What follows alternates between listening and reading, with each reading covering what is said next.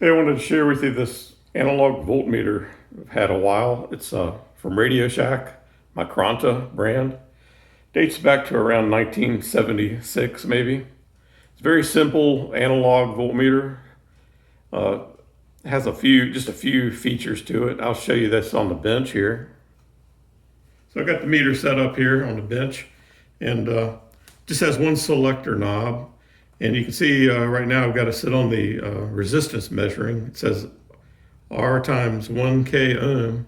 So that would be read on the top scale, and it goes from infinite over to zero. So the first thing you do if you when you're using this meter, you'd want to zero out the resistance. So you'd connect the positive and negative terminals on the probe, and you would adjust the reading for zero using this little adjuster knob here. And now let's see, I've got 100 ohm resistor here. We can test that and see what this meter thinks about that. I think I'd say that's 50 ohms, but there's error here and there in this meter. I've got another resistor here. This one's 1,000. Let's see what we could do with this one. 1,000 is pretty much reading accurate, for the meter. So it also has a DC voltage range of 1,000, 150, or 15. I'll tell you right now, I would not want to be measuring 1,000 volts DC with this meter in my hand. That would be dangerous. But anyway, I've got this 1.5 volt battery. We can test it out here. I put the red probe on the positive, that's labeled positive, and the black on the negative, and we'll see what this meter says about that. So that's about 1.6 or 1.7 volts DC.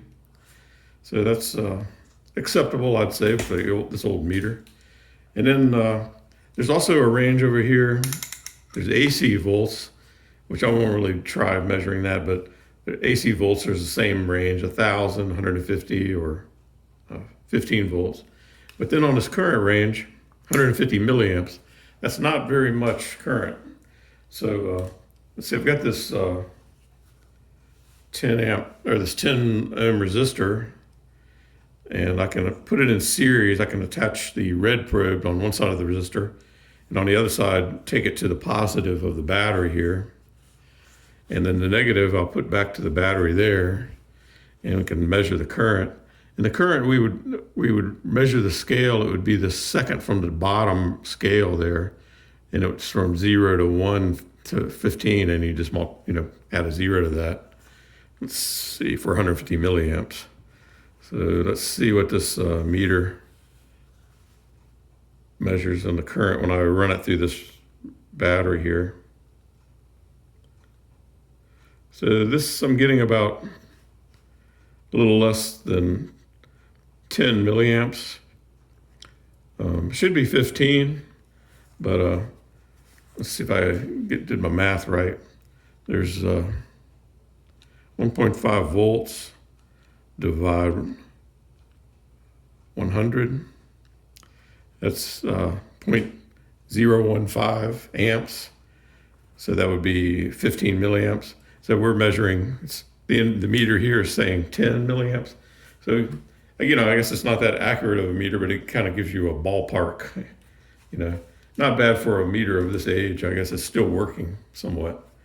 But anyway, it's a very old analog voltmeter, still working to some degree. And it worked for me, it gives basic indications of whether something is, what your voltage or your resistance might be. It'd be good for if you're measuring a switch or continuity of a switch or continuity of a connector or of a circuit. That's where it would shine, I think, because that's pretty easy to see, that measurement. The voltage, tell you whether you have it or you don't. As far as the exact amount of the voltage, I don't know if I would exactly believe everything the meter says. But it's an old meter, and it's still sort of working. It may be working as good as it ever did. I don't know.